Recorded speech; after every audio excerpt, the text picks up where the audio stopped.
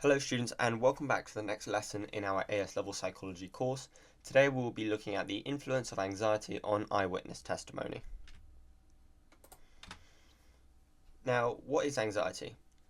Anxiety is defined as a sense of unease or worry, and it has been suggested that levels of anxiety can impact the validity of eyewitness testimony. Now, if you're wondering what eyewitness testimony is, it's sort of the events one recalls after witnessing something happening.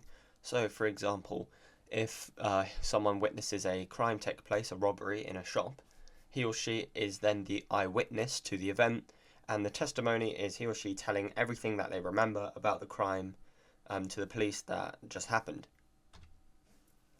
So there's a model that shows how anxiety can supposedly impact performance, and this is called the Yerkes-Dodson model, and it looks somewhat like this. On the y-axis we have our performance and x-axis anxiety level. When we have a low anxiety level, our performance is quite low. If our anxiety level is medium, sort of in the middle of the axis, our performance is very high. However, if our anxiety is even higher, and it is very high, our performance then worsens and decreases. So this just tells you that you can't be too relaxed or too anxious. You should just be in the middle to perform the best. And this also relates to exams for all of you revising at the moment. When you are revising for your exams that will be coming up, don't be too anxious, because then the Yerkes-Dodson model just tells you that you're not going to perform very well. However, don't be too relaxed and just think you're going to wing it, because then you're not going to perform as well. Have the right level of stress, that medium sort of barrier, and then you should just pass your exams and get the grades that you want just fine. I mean, if you stick to all these revision videos, you should be at a medium level of anxiety anyway, so that you wouldn't have anything to worry about. Anyway, now we're going to look at Peter's experiment, which happened in 1988. He conducted an experiment for participants who were about to receive inoculations, or jabs. He showed them photos of a nurse, and the nurse was going to give a shot in the photo, which, is an anxious event, and as people are afraid of shots, that this may cause them to have high levels of anxiety. There was also a photo of a researcher, which is obviously a less anxious event because a researcher isn't the one who puts the shot into your arm. The next week he then asked the participants to give sort of information about the researcher and the nurse that they saw in the photo. It turns out that the participants gave more accurate information about the researcher. So this shows that encoded memories don't encode as well if anxious.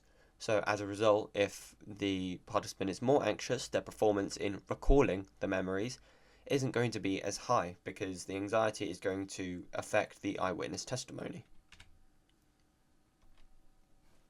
Next, we're going to look at weapons focus. And this is basically an experiment which Loftus conducted, where participants had their gaze monitored when watching a crime.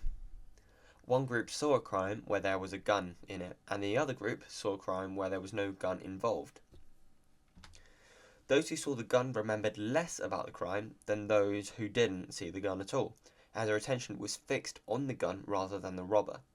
So as a result, this phenomenon was pretty much called weapons focus.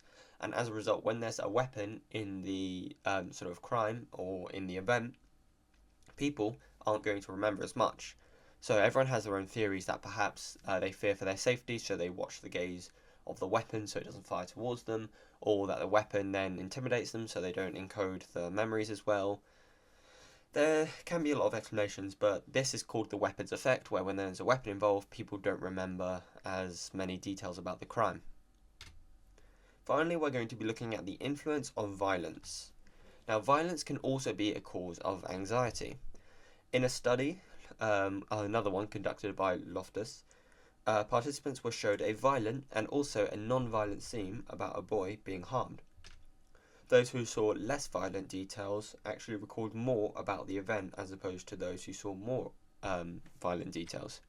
The shock of the event must have disrupted the storage of the memory, and as a result it didn't encode as well.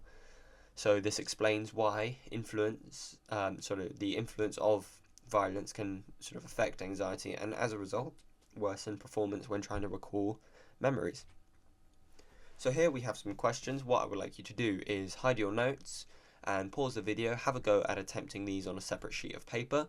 Once you have attempted these questions, then simply hit the play button, check out the answers and see how many you got right. So here are your answers. If you did get 3 out of 3, congratulations, move on to the next video. However, if you did not, I would advise you to go over the answers just to check to see which ones you did get right and which ones you didn't, so you can go positively into the exam and have that perfect median level of anxiety. So this has been the end of the lesson. Next lesson we'll be looking at the influence of age on eyewitness testimony, and as always, thank you so much for watching, and I will see you next time.